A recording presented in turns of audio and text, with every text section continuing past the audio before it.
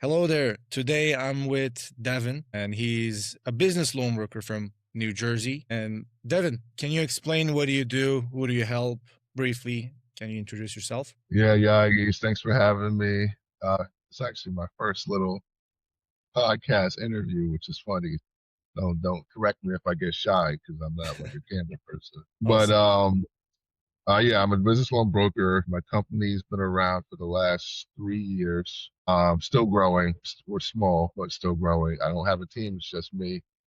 Yagi's my team right now, marketing and getting clients. And so, yeah, I help all industries. So as a business loan broker, long story short, think of it as just as a real estate agent looks for a home for you and you sign a contract with them. I'm looking to get capital for you. So I'm the guy you sign a contract with and I try and get you as much capital that you need that or you request for whatever for your business to grow. So that's what I do in layman terms. So I have many lenders I work with and based on your needs, I send out through our system, I send out like an Yeah. email or I'll contact my underwriters that I'm familiar with and they'll go over all the data that you sent me, your credit score, your revenue, your location, because location does matter.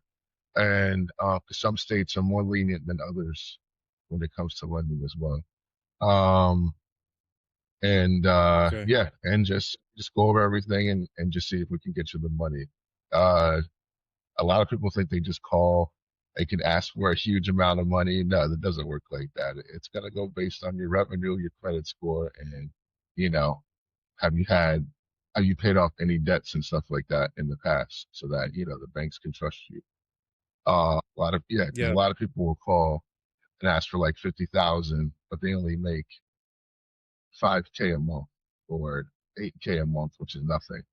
They can't even afford fifty thousand Yeah. dollar It loan, has so to they make can't even sense. ask. It has to make sense. So yeah. So that's basically what I do in a nutshell. Just, any type of capital you need, any funding you need, I'm that guy that you go to. Unlike traditional banks that once they say no, that's it. Like, you're like, oh man, I can't, there's nowhere else for me to go. And then what happens is with most people, they start applying to online banks like fintech companies, and then they get denied there too. So now you have a whole track list of all these inquiries of getting denied because you're Okay. such in a rush to get the money that you have no strategy, no plan. And by the time you get to me, your credit score is already jacked up, and it's very hard for me to help you because you applied to so many places. Banks don't like to see that. Looks desperate. Yeah. So yeah, Yeah. Okay. So if I am a business owner, any type of a local business, a small business, and I need yeah, capital, so I come to you and I say, yeah. Devin, I need capital. And then you go to many different options, lenders, banks, and you find the most suitable option according to their needs. Yeah. Pretty much. Okay. Yep. That's awesome. And then I just take a small percentage, and that's yours. That's it. Just like I said, just like getting a house or working with a real estate broker. You got to pay the broker fee. Yeah, exactly. And like, how long have you been in the funding space or the loan brokerage space? It's just 3 years, approximately 3 years. Right now, I would say Okay. about two and a half, but 3 years. Yeah. Okay. By the way, like for as a quick summary to people who are watching, we just worked together for a month with Devin, and the results are really good. Yeah. At least on my end. We'll ask Devin as well about the results. But my question is, before we worked together, how were deals usually coming in? Was it like referral based? Were you going to events? Was it social media? How were you getting your deals? Yeah. So for me, I pretty much had many hats. It could be social media. I did small ads with a small budget. I would definitely go into a lot of events, a lot of networking events. And that's how I built my first set of referrals and was in person. I know some people swear by it, but technology helps as well. You do need to have some sort of online presence. Yeah, I was just going to and networking events consistently every week, at least twice a week. I Okay. was doing connecting with financial advisors, any type of center of influence. We call those COIs in finance. Center of influence is somebody like a CPA, a certified accountant, financial Yeah. advisors, anyone that deals with businesses personally, like they do their taxes, all that. handle the financials. Like we deal with those people to send us their client. So I work with a lot of CPAs. I work with uh, some financial advisors that send me leads all the time, whether they don't go through or they do. They just want to see if I can help them. Yeah. So a lot of it's referral based, and yeah, Okay. saves money on marketing too. Now you're yeah, every time they see somebody or have a client, they go, oh, okay, let me contact Davin and see if my client can use this and stuff Yeah. like that. Yeah. Yeah. Yeah. That's good. Yeah. So I was just saying before me and you started working there, yeah, it was pretty much a hands-on grind. Like I did the online social media stuff, but I didn't pay too much attention to it. Like I was trying to just get as many people as I can in a short amount of time, face to face. Yeah. Yeah. But that's like always the case. Referrals are always good, but the problem is they're not consistent. You cannot decide how many referrals you're going to get next month. So Exactly. they're good. They're just a good cherry on top, but they cannot be the only source that you're depending on. If you Exactly. are, You gotta hit then everything. it's luck. Yeah. And like my next question was something related to that. What was the most like frustrating part of your deal flow back then? Inconsistency? Yeah, definitely consistency. Because I mean, I can go to like 4 or 5 events, and it's a lot of timing too. You can go to like 10 events, meet 100 people, and you still won't get a deal. You won't get a referral. You won't get a client. You'll get a contact, yeah, Yeah. and you'll consistently email people, but you won't get anything out of it. So sometimes you just burnt out from the legwork, and yeah, that's pretty much it. You just get burnt with no results to show. Yeah. Yeah. So like was it more about not having enough people or talking to wrong people? A little bit of both. Yeah. And I'll say this because when I first started, I was trying to help everybody. Like even if they had bad credit and low revenue, I was still trying to help those people find some sort of lending that I can Yeah. get them. Because there are lenders out there that will give them something, even if it's $10. But going into this space, later on, I did have a mentor, and he told me like, don't waste your time on people that you don't need to. You know what I mean? Like, you're not going to save everybody as much as you want to. You can't. It's not that type of space. Yeah. They either gotta fix themselves first before they even can get the money they want. Whether it be credit repair or fixing the business or just certain things that they got to do to be better Yeah.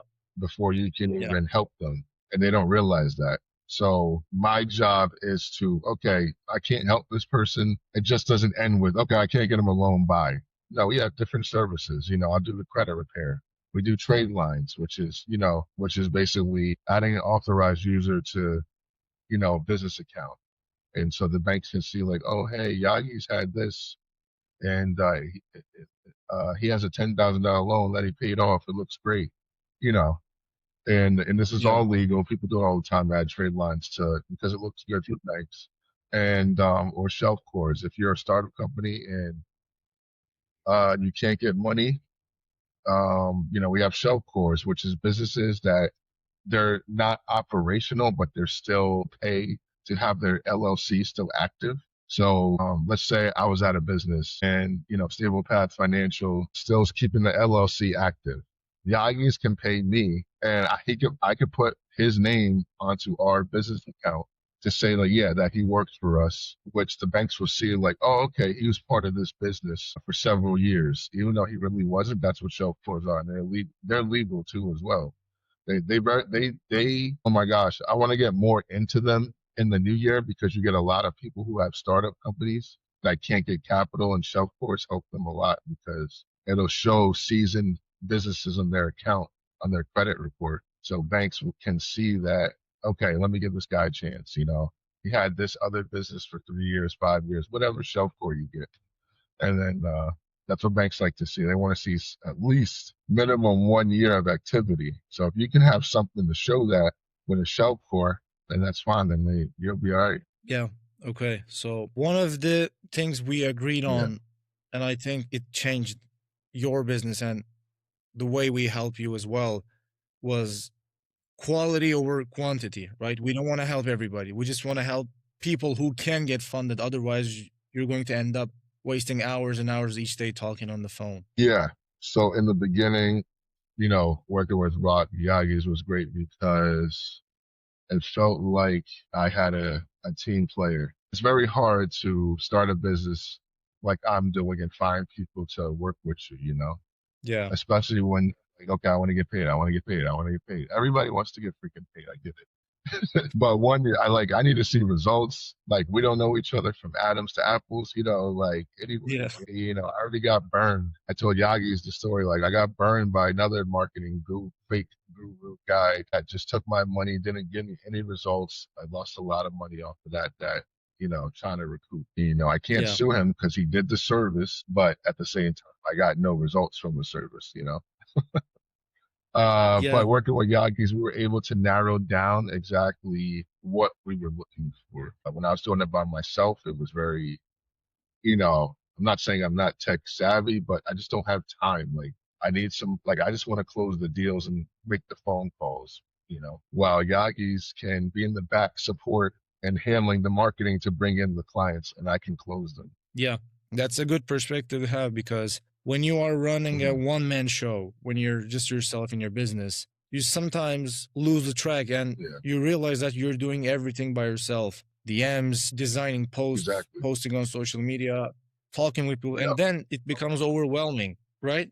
Yes. I lived the same experiences as well, but when you give a part like marketing to someone or a company that really cares about making you win, then I think your life becomes much more easier. Would you agree on that? Yes, definitely. Okay, that's awesome. Definitely. Even when we first started talking, you helped me out with some things. I didn't even ask for money. You just gave me some gems to make my business better. So that's what made me draw to you. Because like I said, every time I Yeah. meet somebody that's in your field, they're just like, hey, just pay me this. I'm like, okay, show me something that you've done. Give me something I could be like, let me work with you. But they don't do that. Yagis was the only one that went out of his way to show me his expertise. So that's why I went with him. Yeah, I appreciate it. And yeah, there Yeah. was there was a time that I really tried to give value to you, like help as much as I can before even we started. And after we started, Yeah. then we just became good friends. Hmm. That's just how it goes. And if you have Yeah. to, like, if you want to give a specific result to people who are watching, how much did you earn in our first month? How much did you earn in your first month working with us? What was the numbers? Yes. Well, we started around November to December. So mind you, you got to keep in mind it's timing, right? I told you this Yeah. business is a lot about timing. So when Yagis came, he came in Q4, which is the hardest season to even get money. So everybody, I don't care what business broker you talk to or even real estate agent, everyone knows Q4 from October to December. It's very hard to get sales. Yeah. But with Yagi's, we made about just for the 1 month that we worked together, I'd say month and a half because we kind of cut it the last month short because it's Q4. There's no point right now. Yeah. I want to say we made anywhere from 5 to 8K in commissions. Okay. Yeah, yeah. And I know that sounds um, low for are some people. Yeah, I know some people are like, wow, that's it. Like, yeah, but I mean, like I said, you're not going to get strong clients right now. It's the banks already made their quota. They're a lot stricter. So we are getting clients. I mean, me and Yagis have the data sheets. We're sending them. We're doing all the points, but at the end of the year, these banks are a lot stricter and they don't want to give the money out anymore because they don't care. They don't need it right now. Right now they're trying to over leverage and save all the newer clients for January. Every bank I talked to said the same thing. I just had a meeting today about it. So it's like I'm really thankful for Yagi's even getting me that much in commissions because I got to survive. A and B, it's a very hard time. So I know when we start again for the beginning of the new year, it's going to be a lot easier than it is now. yeah. Yeah. And like as you said, people might be thinking like, oh, is that it? Because on social media, on the internet, people are always like flashing big numbers. 100K this, 200K this, I made $1 million this month, whatever. But in terms of return on investment, would you say that you made back the money you invested on us and you made a good return on investment? Yes, for the 30 days that we worked, or 45 days we worked together, yes, I did. And like you That's say, the and don't important believe the thing, hype on because this social media. A is the lot of these first people, month of working yeah, together. Yeah. yes, the first month, yeah, yeah. And I was going to say those numbers, those $1 million and the two, don't believe the hype, because a lot of these people will repost old data that they've had. So they might have not made any sales, and they'll just repost stuff that they did before to fool other people to get them as customers. I mean, it's a marketing game. That's fine. It's a strategy that they want to use, but don't believe that this person made 100K here. They didn't do that shit. Yeah. That was straightforward. Like, in terms of the loan size you funded, not the Yeah. commissions, how much you funded? Yeah. Oh, loan size. So about 8K. So revenue base would probably be around anywhere from 50 to 80,000. Okay. Yeah. Yeah, yeah, So it's 10%. Yeah. yeah. And also, like, aside of the numbers, aside of the money, why do you think it will only get better and better? Like, what feels different about the conversations you're having now compared to what you were doing before? Well, one, I don't have to worry about the marketing. It's a lot Yeah. easier now where I was doing all the legwork, chasing people on foot and on social media. Now I have somebody that, can do the background stuff that I don't need to do. I think it's going to be better because it's going to be more streamlined where clients can come in now, fill out a quick form. It comes to my phone or whatever, and I can immediately call them. Where before I didn't have anything streamlined, I didn't have any automations. And if you're in this business, you need automations because you're going to be scrambling. Oh shit, he sent me an email. Okay, now I got to go text him. And then I got to go to my phone. You're doing everything step by step. So if you don't have a Yeah.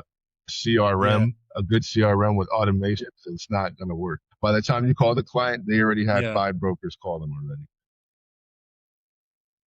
Yeah. So you have to be quick. Yeah, So we can say that the money is there. Yes, you made profit, you made a good return in investment, but also there's the mental side of things. You're more stress free. You know that you have a source that is bringing yes, clients, yes, right? That's also a really important thing people neglect. definitely. A lot of people neglect It's the also the peace of mind that matters. like once it's streamlined. Yeah, yeah, that's the main thing.